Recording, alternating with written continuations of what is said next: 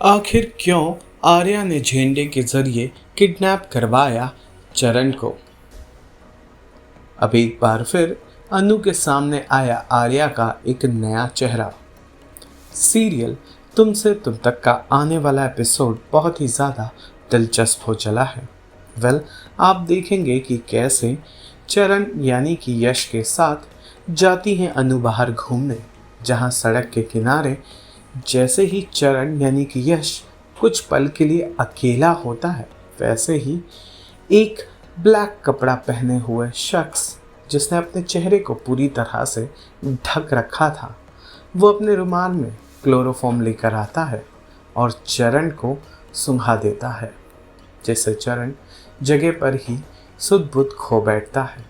जी हाँ, black dress में दिन दहाड़े सड़क के बीच से यश का यानी कि चरण का किडनैप कर लिया जाता है। जैसे ही अनु आइसक्रीम वाले के पैसे चुकाकर पीछे मुड़कर देखती है, वैसे ही उसे गायब चरण दिखता है। वो समझ नहीं पाती कि बच्चों सा दिमाग रखने वाला चरण आखिर एकाएक कहाँ चला गया।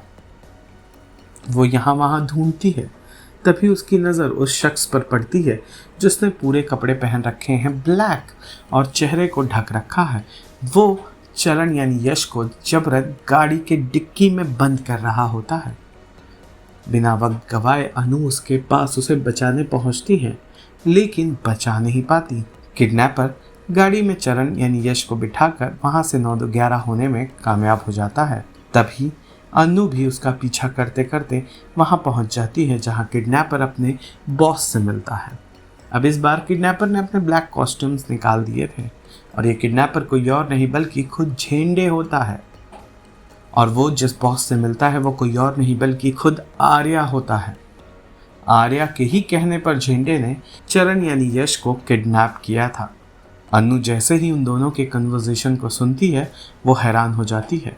तब आर्या अनु को आश्वासन दिलाता है कि जल्द ही वो चरण यानी यश का सच गायत्री माँ को बता देगा। अब देखना तो ये होगा कि क्या आर्या अपना सच बताएगा या अनु आर्या और झेंडे का सच जाकर गायत्री माँ को बताएंगी। क्या मानना है आपका, कमेंट कर ज़रूर बताइएगा।